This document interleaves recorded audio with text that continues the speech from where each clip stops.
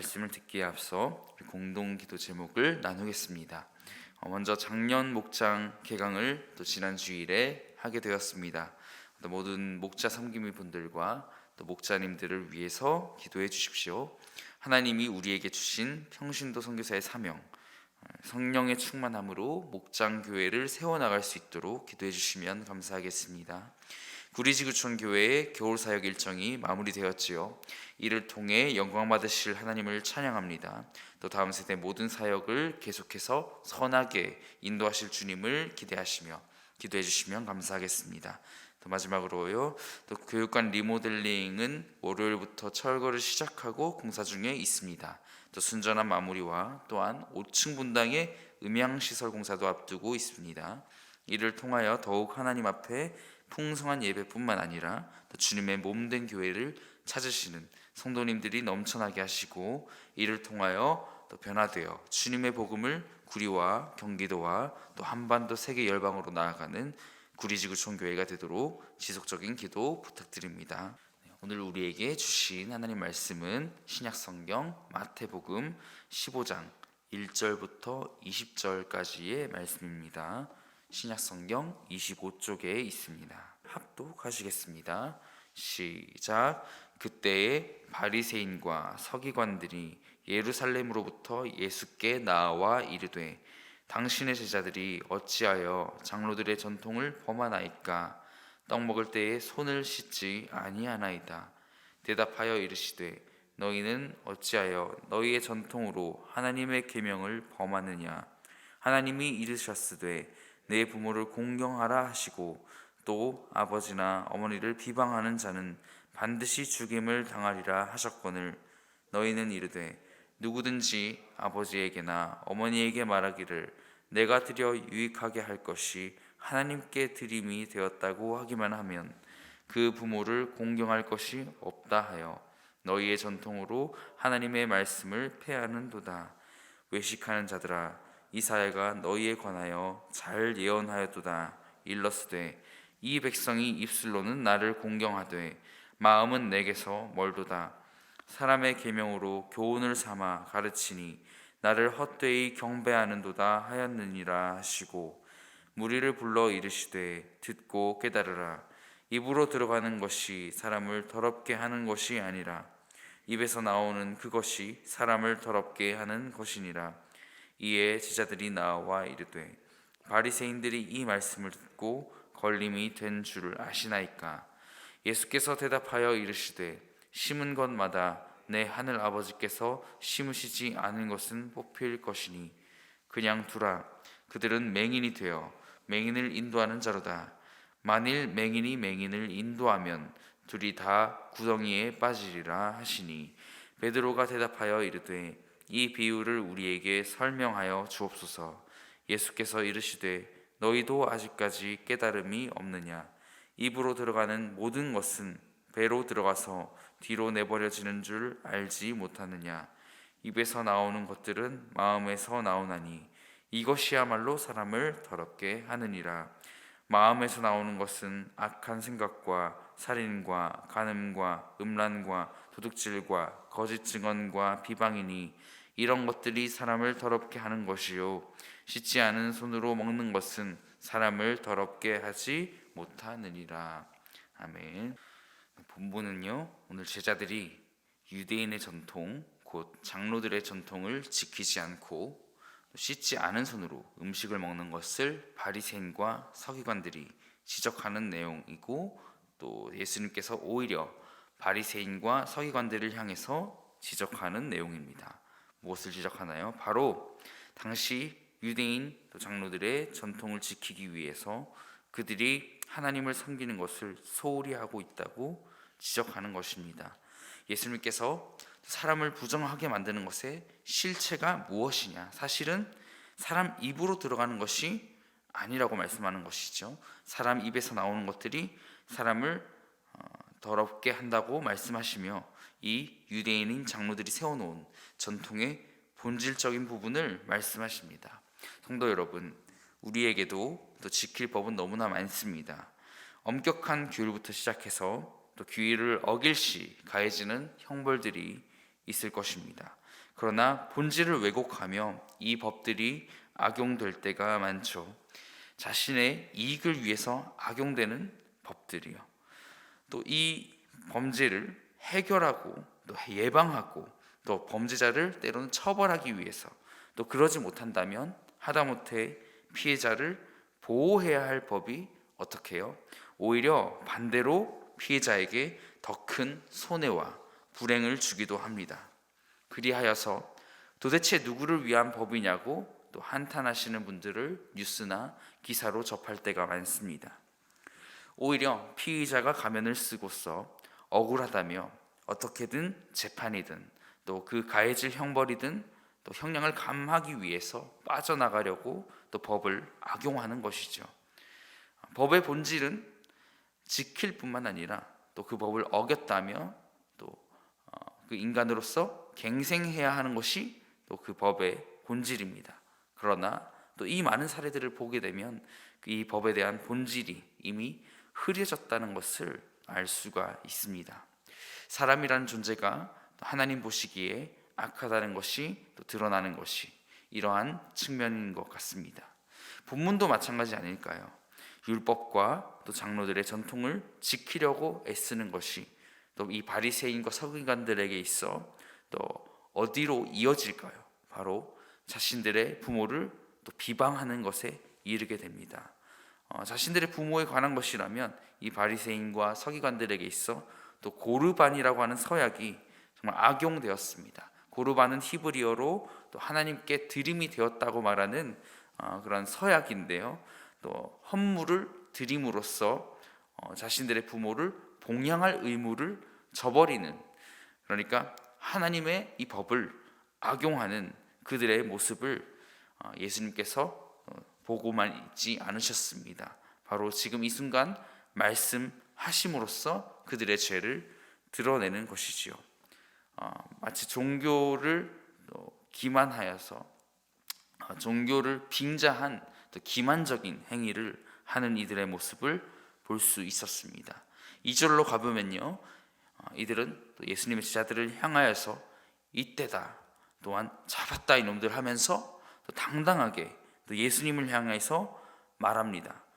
당신의 제자들이 장로들의 전통을 범했다고요. 떡 먹을 때에 손을 씻지 아니하였다라는 것입니다. 이 바리새인들과 서기관들의 말과 행동이 얼마나 하나님 보시기에 또 우스운 일이었는지를요. 너희는 지금 너희 부모를 비방하는 범죄를 범하면서 그 고르반의 사역을 악용하면서 장로들의 전통 그리고 율법을 지킨다고 말하는 위선자들이라는 것이에요. 이렇게 말씀하시는 것입니다. 내가 이러지는 않았는가까지 갈 필요는 없을지라도 나의 신앙생활의 본질이 무엇인가를 생각할 수 있습니다. 이것이 저의 묵상이고 또 여러분이 생각하며 기도해 보시기를 원하는 부분이라고 말씀드리고 싶습니다. 하나님은 이 본문을 통해서 우리에게 영혼의 거울이 되시는 당신을 나타내신다는 걸 첫 번째로 말씀드리고 싶습니다. 이 말씀을 통해서 다시 내가 사랑으로 구원받았음을 알게 하셨다는 겁니다. 하나님의 법을 지키며 또 말씀을 지키며 살아가야죠. 그러나 규율 자체에 매여서 너의 부모를 공경하라, 사랑하라 말씀하신 이 말씀을 저버릴 수도 없다는 것입니다. 그러니까 이 두 가지를 다 우리는 해내야 합니다. 부모님을 공경하지 않으면 마음에 평안은 없습니다. 4절부터 6절까지 제가 읽어보겠습니다. 하나님이 이르셨으되 내 부모를 공경하라 하시고 또 아버지나 어머니를 비방하는 자는 반드시 죽임을 당하리라 하셨거늘 너희는 이르되 누구든지 아버지에게나 어머니에게 말하기를 내가 드려 유익하게 할 것이 하나님께 드림이 되었다고 하기만 하면 그 부모를 공경할 것이 없다 하여 너희의 전통으로 하나님의 말씀을 폐하는도다. 읽기만 했는데도 주여가 자동으로 나오는 구절이 아닐까요? 이보다 불행할 수는 없습니다. 예배를 드리며 불효를 한다. 있을 수 없다는 것입니다. 영혼의 거울을 비추시는 하나님을 만나시기를 간절히 소망합니다. 이 말씀에 대한 사람의 올바른 반응은요, 바리새인과 달라야 하는 것입니다. 서기관들과 달라야 하는 것입니다. 네, 그들은 스마트합니다. 누구보다 말씀을 먼저 배웠습니다. 과연 무엇이 사람을 더럽게 하는 것인지에 대한 이 원리를 이들이 정말 몰랐을까요? 예수님께서 말씀하시고 그들은 알았음에도 불구하고 마음에 찔림이 있었을 것입니다. 비록 이론적으로 알고 있었다고 해도요, 8절 본문처럼 입술로는 나를 공경하되 마음은 내게서 멀도다. 하나님과 멀어진 사람들이었던 것입니다. 저는 제자들보다 이 사람들에게 또 초점을 맞춰 보았고요, 하나님께 정해진 율법 외에 다른 법도 엄청 많다는 것을 제가 12장 본문을 다룰 때에 또 또한 나누게 될 때에 이 본문을 통해서 말씀드린 적이 있습니다. 안식일에 미리삭을 자르는 이야기였죠. 그러니까 사람이 만든 법을 하나하나 지키느라 하나님을 만나지 못했다는 것을 말하고 있습니다. 육신의 두 눈은 멀쩡했을지라도 그들은 사실 영적인 맹인이었다는 것이지요. 잘못된 길로 가고 있다는 것을 예수님께서 분명히 말씀하십니다. 다시 하나님께서는 영혼의 거울이 되어주심으로 인하여 우리의 눈을 뜨게 하실 것이고, 또한 어떤 분이실까요? 영적인 등불이 되어주시는 분이십니다. 등불이신 하나님, 또 영혼의 거울, 이제 등불이신 하나님, 또 거울로 비추실 뿐만 아니라 우리를 변화시키실 뿐만 아니라 계속해서 우리의 현재와 미래 가운데 함께 하실 분이라는 것입니다. 이 하나님이 없는 우리의 인생은요, 맹인과도 같습니다. 그들이 이 바리새인과 서기관들이 불행하다는 것은 또 주님의 또 말씀으로 통해서 이 한마디를 통해서 알 수가 있습니다. 14절의 처음 부분이죠. 그냥 두라라는 것입니다. 이것만큼 돌이킬 수 없는 것이 있을까요? 하나 정도는 있군요. 유다에게 하신 말씀과 동일해 보입니다. 태어나지 않는 것이 좋을 뻔하였도다. 26장 24절에 가시면 나옵니다. 여러 가지 불행 중에 가장 큰 불행은 예수님을 영접하지 않은 것입니다. 재앙 중에 가장 큰 재앙이 있다면 우리 전능하신 하나님을 두려워하지 않는 것이에요. 등불보다 더 밝으신 빛을 비추시는 분이 우리 하나님이십니다. 그나마 어두운 길을 그들이 걸어갈 때에 비추는 등불로 또 그들이 알기 쉽도록 다가오신 하나님, 그 하나님께서 우리에게 오늘 말씀해 주십니다.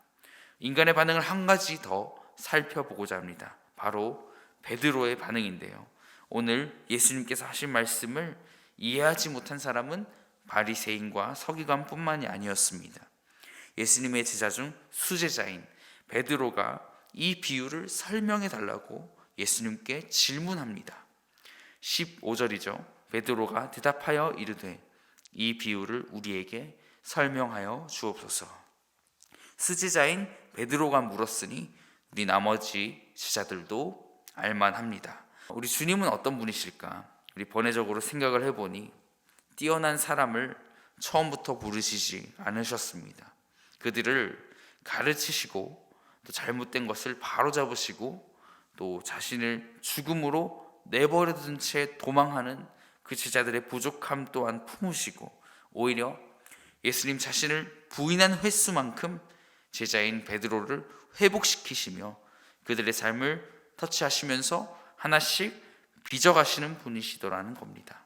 사랑하는 성도 여러분, 하루를 살아가며 늘 이 자리를 지켜가고 계시는 가운데 우리의 올바른 반응은 이것입니다. 주님이 빚어가실 나의 삶은 무엇이냐고 우리가 기도를 통해 묻는 삶인 것입니다.